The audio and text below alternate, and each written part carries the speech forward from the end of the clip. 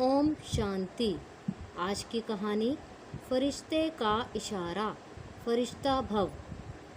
सन 1971 दिसंबर में जब भारत और पाकिस्तान में एक दूसरे पर आक्रमण के कारण भीषण युद्ध चल रहा था, तब मैं भी उस युद्ध में वायरलेस ऑपरेटर की ड्यूटी पर था। 12 दिसंबर रात्रि करीब 2:30 बजे की बात है। मैं अपनी वायरलेस पर कानों पर हेडफोन लगाए युद्ध का पूरा हाल संदेश के रूप में सुन रहा था। युद्ध में मिलिट्री जमीन के अंदर रहती है, अतः मैं भी जमीन के अंदर, जहां एक छोटा सा कमरा खोदा हुआ था, उसी में था। मेरे पास एक मोमबत्ती जल रही थी और अपने बाएं तरफ मैंने एक स्लोगन लिखकर दीवार पर लगाया था।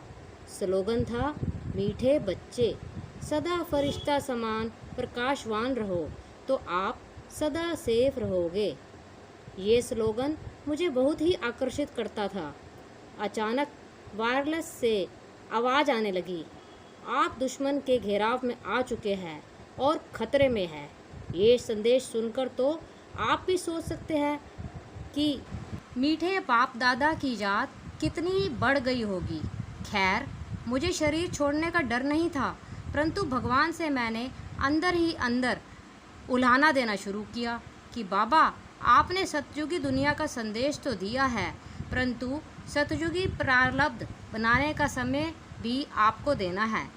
ऐसे तेज गति से संकल्प करते करते मैंने क्या देखा कि मेरे पीछे एक लाइट आ रही है, जो धीरे धीरे बढ़ती इतनी ज़्यादा हो गई कि मेरा छोटा सा कमरा और वायरलेस बहुत चमकने लगे। परंतु लाइट की चमक में एक बहुत ही अलौकिक आनंद, जो मुझे अशरीरीपन का समान आभास दिलवा रहा था। मैंने सोचा, अंधेरी रात और ठंडी हवा का तूफान और ऐसे भयानक समय पर ये चमक और अलौकिक आनंद कैसे? जब मैंने उस लाइट की तरफ अपनी गर्दन घुमा करके देखा, जो मेरे सिर के ऊपर से आ रही थी, कि मेरे पीछे एक फरिश्ता लाइट हाउस की तरह खड़ा था। वह फरिश्ता पीछे को हाथ करके अपनी पवित्रता की लाइट मेरे ऊपर फेंक रहा था।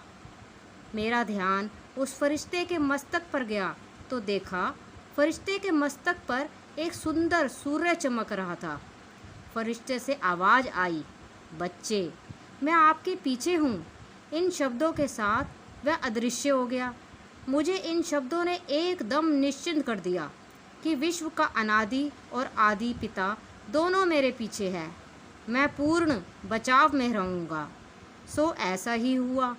आज उस दृश्य को याद करके बाप दादा के गुप्त इशारों की फिर याद आ रही है कि बच्चे, बाप समान फरिश्ता भव, बाप समान फरिश्ता भव। ओम शांति।